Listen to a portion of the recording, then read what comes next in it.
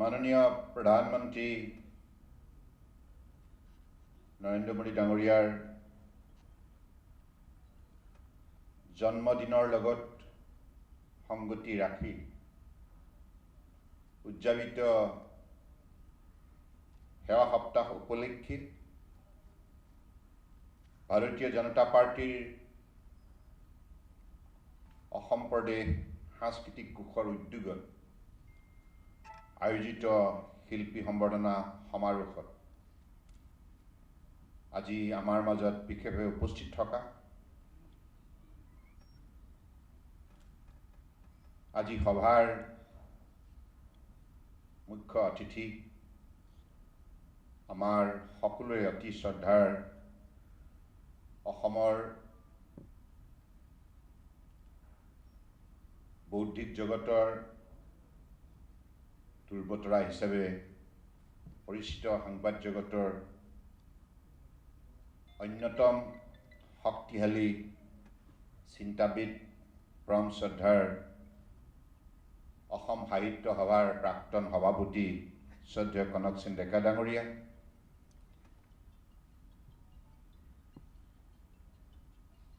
আজি সভাত উপস্থিত থকা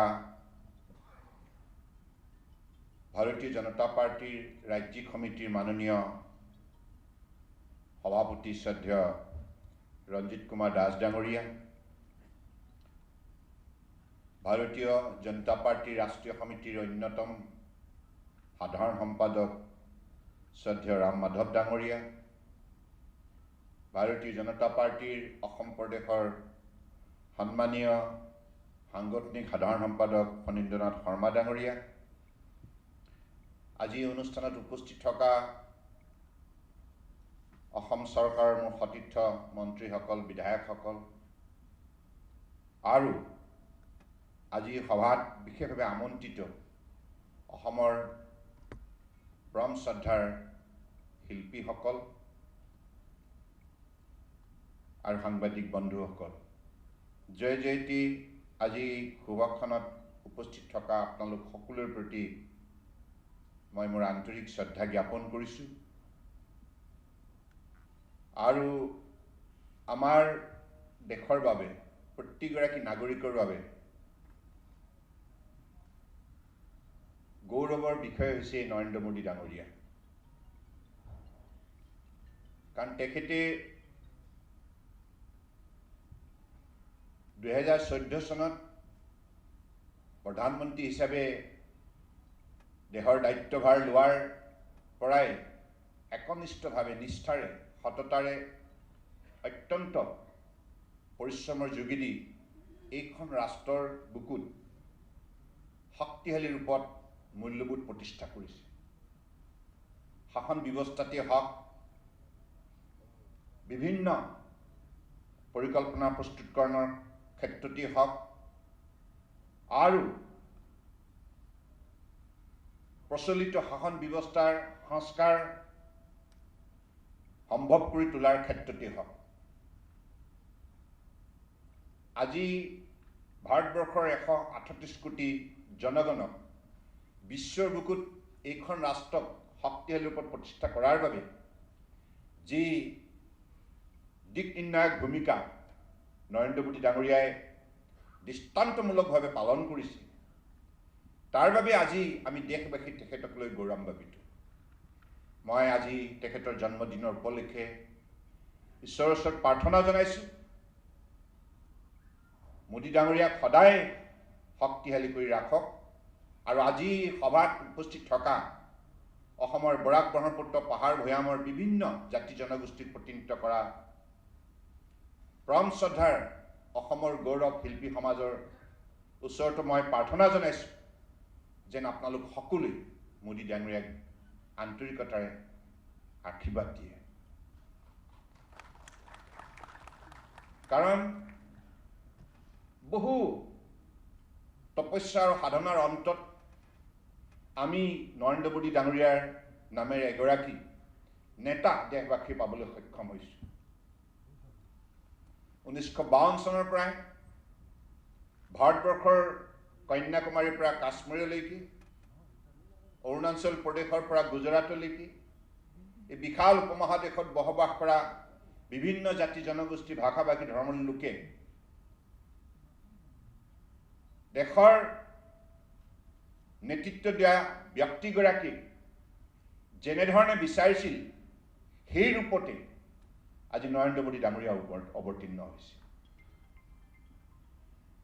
কাৰণ আটাইতকৈ দৰিদ্ৰজনৰ পৰা আৰম্ভ কৰি দিব্যাংগজনলৈকে পুৰুষ মহিলা বৃদ্ধ বৃদ্ধা বিধৱা শ্ৰমিক খেতিয়ক ডেকা ডেকেৰী শিশু কন্যা সকলোৱে আজি মোদী ডাঙৰীয়াৰ নেতৃত্বত প্ৰাণ পাই উঠিছে। সকলোৱে এইখন স্বাধীন ৰাষ্ট্ৰত মৰ্যাদা সহকাৰে নিজৰ পৰিচয় দাঙি ধৰাৰ এটি সুবৰ্ণ গণতান্ত্ৰিক সুযোগ লাভ কৰিছে। এই সুযোগ পূৰ্বতে কোনো ৰাষ্ট্ৰীয় নেতাই এনেধৰণে দিব পৰা নাছিল। কাৰণ বিভিন্ন আঁচনিৰ যোগেদি বিভিন্নগৰাকীক ভাৰতবৰ্ষৰ ৰাষ্ট্ৰভক্তিৰে ৰাষ্ট্ৰীয় ধ্যান ধাৰণাৰে একাকাৰ কৰি সবকা সাথ সবকা বিকাশ সবকা বিশ্বাস অৰ্থাৎ সকলোকে আস্থা আৰু বিশ্বাসত লৈ দেশখনক পৃথিৱীৰ বুকুত সৰ্বাতোতকৈ শক্তিশালী ৰাষ্ট্ৰ হিচাপে গঢ় দিয়াৰ বাবে সূক্ষ্মভাৱে গোটেই সমাজ ব্যৱস্থা অধ্যয়ন কৰি শাসন ব্যৱস্থা অধ্যয়ন কৰি যিবিলাক সংস্কাৰ সম্ভৱ কৰি তুলিছে, তাৰ বাবে আজি দেশবাসীয়ে বিশ্বৰ ৭৭০ কোটি জনতাৰ মাজত সন্মান বুটলিবলৈ সক্ষম হৈছে। আজি মোদী ডাঙৰীয়াই যিখন বিদেশ ৰাষ্ট্ৰলৈকে গৈছে সেইখন ৰাষ্ট্ৰৰ সৰ্বসাধাৰণ ৰাইজে তেখেতক আজি শ্ৰদ্ধা নিবেদন কৰিছে। আৰু সকলোৱে এই কথাটো স্বতঃস্ফূৰ্তভাৱে আজি একেমুখে স্বীকাৰ কৰিছে। আজি পৃথিৱীৰ বুকুত যদি সৰ্বাতোতকৈ যদি কোনোবা জনপ্ৰিয় শক্তিশালী ৰাষ্ট্ৰনেতা আছে, সেইগৰাকী হৈছে নৰেন্দ্ৰ মোদী ডাঙৰীয়া। তেখেতে কামে কাজে আজি আমাৰ সমাজখনক এই কথা দেখুৱাই দিছে যে কঠোৰ পৰিশ্ৰমৰ যোগেদি সততা নিষ্ঠাৰে যদি মানুহে জীৱনৰ বাটত অগ্ৰসৰ হয় সকলো সম্ভৱ। আজি তেখেতৰ বিশাল ব্যক্তিত্বত সকলো মানৱীয় গুণ স্বতঃস্ফূৰ্তভাৱে প্ৰতিফলিত হৈছে। সততা নিষ্ঠা একাগ্ৰতা দৃঢ়তা যোগ্যতা দক্ষতা আন্তৰিকতা মানৱতা এই সকলোবিলাক মানৱীয় গুণ স্বতঃস্ফূৰ্তভাৱে তেখেতৰ ব্যক্তিত্বত প্ৰতিফলন ঘটিছে। আৰু যাৰ পৰা আজি আমি অসম তথা উত্তৰ পূৰ্বাঞ্চলৰ দৰে ভাৰতবৰ্ষৰ আটাইতকৈ পিছপৰা অৱহেলিত অঞ্চলটোৱে আজি প্ৰাণ পাই উঠিছে। কেৱল অসমেই নহয়, উত্তৰ পূৰ্বাঞ্চলৰ আটাইখন ৰাজ্যই অৰুণাচল প্ৰদেশেই হওক, নাগালেণ্ডেই হওক, মেঘালয়ে হওক, মিজোৰামেই হওক, মণিপুৰেই হওক, ছিকিমেই হওক, ত্ৰিপুৰাই হওক, অসমেই হওক, আমি আটাইকেইখন উত্তৰ পূৰ্বাঞ্চলৰ ৰাজ্যই আজি মোদী ডাঙৰীয়াৰ নেতৃত্বত আগবাঢ়ি যোৱাৰ সুযোগ লাভ কৰিছোঁ। উত্তৰ পূৰ্বাঞ্চলক সূক্ষ্মভাৱে গৱেষণা কৰি উত্তৰ পূৰ্বাঞ্চলৰ বুকুত থকা শক্তি সম্ভাৱনাক আৱিষ্কাৰ কৰি বিশ্ব জগতত ইয়াৰ এটা পৰিচয় সৌগৌৰৱেৰে মোদী ডাঙৰীয়াই যেনেধৰণে দাঙি ধৰিছে অষ্টলক্ষ্মী বুলি অভিহিত কৰি এই কথাষাৰে আজি ভাৰতবৰ্ষৰে নহয় বিশ্বৰ মানৱ সমাজে উত্তৰ পূৰ্বাঞ্চলক এটা সুকীয়া দৃষ্টিভংগীৰে আজি মূল্যাংকন কৰিবলৈ আগবাঢ়ি আহিছে। ইয়াৰ ফলাফল মই আপোনালোকক এটি উদাহৰণৰ যোগেদি ক'ব বিচাৰিছোঁ। 2018 চনত ফেব্ৰুৱাৰী মাহৰ দুদিনীয়া কাৰ্যসূচীৰে যেতিয়া ইয়াত বিশ্বৰ বিনিয়োগ মেলা গ্ল'বেল ইনভেষ্টৰ সামিট দুদিনীয়া কাৰ্যসূচী যেতিয়া ইয়াত অনুষ্ঠিত হৈছিল, যিহেতুকে উত্তৰ পূৰ্বাঞ্চলৰ ৰাজ্য হিচাপে আমি ব্যৱসায় বাণিজ্যৰ ক্ষেত্ৰত ইমান আগ্ৰহ নহয়, উদ্যোগীকৰণৰ ক্ষেত্ৰতো ইমান আগ্ৰহ নহয়, সেই হিচাপে ভাৰতবৰ্ষৰ অন্যান্য উন্নত ৰাজ্যসমূহে যেনেধৰণে ইনভেষ্টৰ সামিট প্ৰতি বছৰে আয়োজন কৰে দেশ বিদেশৰ উদ্যোগপতিসকলক লৈ, তেনেধৰণৰ অভিজ্ঞতা উত্তৰ পূৰ্বাঞ্চলৰ কোনো ৰাজ্যই অত বছৰে নাছিল। সেইবাবে আমি ভাবিছিলোঁ এই বিনিয়োগ মেলা পাতিলে যদি মানুহ নাহে, মানুহে কি বুলি আহিব? উত্তৰ পূৰ্বাঞ্চলত ইনভেষ্টমেণ্ট, গ্ল'বেল ইনভেষ্টমেণ্ট, এই কথাবিলাক জানো সম্ভৱ হ'ব? আৰম্ভণিতে আমি আয়োজনৰ বাবে যেতিয়া প্ৰথম খোজটো দিছিলোঁ, তেতিয়া তেনেধৰণে আমাৰ মাজত এটা সংশয় আছিল। কিন্তু মাননীয় প্ৰধানমন্ত্ৰী ডাঙৰীয়াক সাক্ষাৎকাৰ কৰাৰ পাছত তেখেতে ক'লে, তোমালোকে আয়োজন কৰা, নিশ্চিতভাৱে সফল হ'বা, এই বিশ্বাসেৰে তোমালোকে আয়োজন কৰা। আৰু আমাৰ সতীৰ্থ মন্ত্ৰী, সাংসদ সকলোৱে বিভিন্ন প্ৰান্তলৈ গৈ, দেশ বিদেশলৈ গৈ বিভিন্ন উদ্যোগপতিসকলক আমন্ত্ৰণ জনালে। আৰু এই ক্ষেত্ৰত মাননীয় প্ৰধানমন্ত্ৰী ডাঙৰীয়াও প্ৰধানমন্ত্ৰী কাৰ্যালয়ৰ তৰফৰ পৰা বিভিন্ন ৰাষ্ট্ৰদূতসকললৈ, বিভিন্ন ৰাষ্ট্ৰদূতসকললৈ বাৰ্তা প্ৰেৰণ কৰিলে যে উত্তৰ পূৰ্বাঞ্চলত বহুত শক্তি মজুদ আছে, বহুত সম্ভাৱনা আছে, বহুত সম্পদ আছে, আপোনালোকে তাত যদি বিনিয়োগ কৰে আপোনালোক লাভান্বিত হ'ব। এই বাৰ্তা পোৱাৰ পাছত দুদিনীয়া কাৰ্যসূচী আয়োজন কৰা এই গুৱাহাটীৰ বুকুত আমাৰ বিনিয়োগ সন্মিলন কেনেধৰণে সফল হ'ল আপোনালোকে নিজেও দেখিছে। প্ৰায় বিশ্বৰ 22খন ৰাষ্ট্ৰৰ ডাঙৰ ডাঙৰ ৰাষ্ট্ৰসমূহৰ প্ৰতিনিধি, ভাৰতবৰ্ষৰ যিমান সংখ্যক আগৰণুৱা উদ্যোগপতি সকলোৱে আমাৰ সন্মিলনত যোগদান কৰি আমাৰ সন্মিলনত 240খন বুজাবুজি চুক্তিত স্বাক্ষৰ কৰি 79,000 কোটি টকা বিভিন্ন প্ৰকল্পত বিনিয়োগ কৰাৰ প্ৰতিশ্ৰুতি প্ৰদান কৰিব। আৰু তেনেধৰণে উত্তৰ পূৰ্বাঞ্চলৰ সম্পদ সম্ভাৱনা শক্তিৰ সন্দৰ্ভত বিভিন্ন উদ্যোগপতিয়ে বিভিন্ন প্ৰান্তত আমাৰ গুণানুকীৰ্তন কৰাৰ পৰিলক্ষিত হ'ল। ইয়াৰ পূৰ্বতে কথাবিলাক সম্ভৱ হৈ উঠা নাছিল। গতিকে এই গোটেই কামখিনি যদি সম্ভৱ হৈছে মাননীয় প্ৰধানমন্ত্ৰী নৰেন্দ্ৰ মোদী ডাঙৰীয়াৰ বাবে, কেৱল আমাৰ ৰাজ্যতে নহয়, মণিপুৰৰ ক্ষেত্ৰতো, অন্যান্য ৰাজ্যসমূহৰ ক্ষেত্ৰতো তেখেতে সমান্তৰালভাৱে উদগনিমূলক পদক্ষেপ গ্ৰহণ কৰিলে। ইয়াৰ ফলশ্ৰুতিত আজি উত্তৰ পূৰ্বাঞ্চল আজি সুকীয়া এটা স্থান ভাৰতবৰ্ষৰ বুকুত আমি লাভ কৰিবলৈ সক্ষম হ'লোঁ। ইয়াৰ অন্তৰালত নৰেন্দ্ৰ মোদী ডাঙৰীয়াৰ অৱদান 100% আছে। গতিকে সেইবাবে এইগৰাকী মহান নেতাই উত্তৰ পূৰ্বাঞ্চলৰ ক্ষিপ্ৰ উন্নয়নৰ বাবে তেখেতেই প্ৰথম পদক্ষেপ গ্ৰহণ কৰিছে যে প্ৰতিগৰাকী কেন্দ্ৰীয় মন্ত্ৰীক প্ৰতি 15 দিনৰ মূৰে মূৰে উত্তৰ পূৰ্বাঞ্চল ভ্ৰমণ কৰাৰ নিৰ্দেশ দিলে। সমান্তৰালভাৱে কেন্দ্ৰীয় চৰকাৰৰ বিভিন্ন বিভাগৰ জ্যেষ্ঠ প্ৰশাসনিক বিষয়াসকলকো ক'লে, তোমালোকে উত্তৰ পূৰ্বাঞ্চললৈ যোৱা আৰু তোমালোকৰ বিভাগৰ বিভিন্ন প্ৰকল্পৰ কাম ক'ত কি অৱস্থাত আছে, কিমান অসম্পূৰ্ণ হৈ আছে, কিয় অসম্পূৰ্ণ হৈ আছে, কেতিয়া সম্পূৰ্ণ হ'ব, এই কথাবিলাক তোমালোকে সূক্ষ্মভাৱে পৰ্যালোচনা কৰি তৎপৰতাৰে উদ্যোগ লোৱা।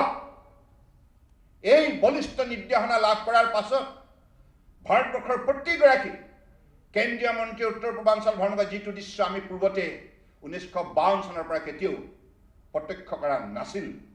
উত্তৰ পূৰ্বাঞ্চলক তেনেধৰণে কোনো চৰকাৰে ইমান মৰ্যাদা দিয়া নাছিল যিটো নৰেন্দ্ৰ মোদী ডাঙৰীয়াই দিলে। তাৰ ফলশ্ৰুতিত আজি আপোনালোকে দেখিছে যে উত্তৰ পূৰ্বাঞ্চলৰ আমাৰ যুৱক যুৱতীসকলে পৃথিৱীৰ বিভিন্ন প্ৰান্তত গৈ সুখ্যাতিৰে সফলতা অৰ্জন কৰিছে। আমাৰ খেতিয়কসকলেও কেৱল অসমতে নহয়, মণিপুৰ, মিজোৰাম, অৰুণাচল প্ৰদেশ, ত্ৰিপুৰা বিশ্ব বজাৰত পদাৰ্পণ কৰিছে। উন্নত মানদণ্ডৰ উৎপাদন শক্তিৰে বিশ্ব বজাৰ দখল কৰাৰ বাবে দৃঢ়তাৰে আগবাঢ়িছে। এই সকলোবিলাক সম্ভৱ হৈছে মাননীয় প্ৰধানমন্ত্ৰী নৰেন্দ্ৰ মোদী ডাঙৰীয়াৰ বাবে। তেখেতে 31 পলিচিৰ যোগেদি উত্তৰ পূৰ্বাঞ্চলক দক্ষিণ পূব এছিয়াৰ শক্তিশালী অংগ হিচাপে ভাৰতবৰ্ষৰ ৰাষ্ট্ৰীয় নীতি গ্ৰহণ কৰি আজি আমাক যেনেধৰণে উদগনি দিছে, তাৰ ফলশ্ৰুতিত Bangladesh, Bhutan, Nepal, Myanmar, Thailand, Laos, Cambodia, Philippines, Malaysia এই সকলোবিলাক ৰাষ্ট্ৰত আজি উত্তৰ পূৰ্বাঞ্চলৰ উপস্থিতি সম্ভৱ হৈছে। গতিকে এইখন এখন বৃহৎ বজাৰ, যিখন বজাৰ দখল কৰাৰ বাবে মাননীয় প্ৰধানমন্ত্ৰী ডাঙৰীয়াই যোগাযোগ, যাতায়াত ইত্যাদি ইত্যাদিৰ ব্যৱস্থা সবল কৰাৰ ক্ষেত্ৰত ৰাষ্ট্ৰীয় বাজেটৰ পৰা ধন ব্যয় কৰিছে। সেইবাবে মই ভাবোঁ যে এইগৰাকী মহান নেতা, আটাইতকৈ আমি উত্তৰ পূৰ্বাঞ্চলৰ বাসিন্দা হিচাপে এই কথাটো ক'ব পাৰোঁ যে উত্তৰ পূৰ্বাঞ্চলৰ মানুহক যদি আটাইতকৈ বেছি মৰম দিছে, সেইগৰাকী আমাৰ মহান নেতা মাননীয় প্ৰধানমন্ত্ৰী নৰেন্দ্ৰ মোদী ডাঙৰীয়া। গতিকে সেইবাবে মই এইখিনি কথা অন্তৰৰ পৰা কৈছোঁ। এইটো কোনো মুখ্যমন্ত্ৰী হিচাপে প্ৰধানমন্ত্ৰীক গুণানুকীৰ্তন কৰা কথা নহয়, সত্যৰ ওপৰত প্ৰতিষ্ঠিত। যিবিলাক কাম তেখেতে কৰিছে, যিবিলাক পূৰ্বতে কোনো কৰা নাছিল, এটা কথা সঁচা, আমাৰ দেশৰ ভূতপূৰ্ব প্ৰধানমন্ত্ৰী ভাৰত ৰত্ন স্বপ্নদ্ৰষ্টা অতুল বিহাৰী বাজপেয়ী ডাঙৰীয়াই তেখেতৰ চমু কাৰ্যকালত উত্তৰ পূৰ্বাঞ্চলৰ বাবে সুকীয়া মন্ত্ৰালয় আৰম্ভ কৰিছিল আৰু উত্তৰ পূৰ্বাঞ্চলক প্ৰাধান্য দিছিল। আৰু সেই আদৰ্শৰে আজি মাননীয় প্ৰধানমন্ত্ৰী ডাঙৰীয়াই উত্তৰ পূৰ্বাঞ্চলক যেনেধৰণে আগুৱাই নিয়াৰ প্ৰয়াস কৰিছে বিভিন্ন পৰিকল্পনা আঁচনিৰ যোগেদি, তাৰ ফলশ্ৰুতিত আজি উত্তৰ পূৰ্বাঞ্চলে আমি সকলোৱে আগবাঢ়ি যোৱাৰ সুযোগ লাভ কৰিছোঁ। গতিকে মই আজি শুভক্ষণত বিশেষভাৱে তেখেতক আন্তৰিকতাৰে শুভেচ্ছা জ্ঞাপন কৰিছোঁ আৰু ঈশ্বৰৰ ওচৰত প্ৰাৰ্থনা জনাইছোঁ তেখেত সদায় শক্তিশালী হৈ থাকক, তেখেতে ভাৰতবৰ্ষক এনেধৰণে সবল ৰূপত নেতৃত্ব দি যাওক। আৰু এই কথা নিশ্চিত, তেখেতৰ নেতৃত্বতেই ভাৰতবৰ্ষই হ'ব বিশ্বৰ শ্ৰেষ্ঠ ৰাষ্ট্ৰ, এই কথা নিশ্চিত। এখন সমাজক মিলা প্ৰীতিৰে থকাৰ যিটো মানৱীয় বাৰ্তা তেখেতে দিছে তেখেতৰ কাৰ্যকালত, এইটো কিন্তু অত্যন্ত লক্ষণীয়। তেখেতে যি নীতি একালত অসমৰ বুকুত আমি স্বৰ্গদেউ চাওলুং চুকাফাৰ সেই সাৰ্বজনীন নীতি হৃদয়ত অৰ্পণ কৰি আমি সমাজ নিৰ্মাণ কৰাৰ কামত মহাপুৰুষ শ্ৰীমন্ত শংকৰদেৱৰ আদৰ্শৰে আমি অগ্ৰসৰ হৈছোঁ। গতিকে সেই আজি নীতি ভাৰতবৰ্ষৰ বুকুত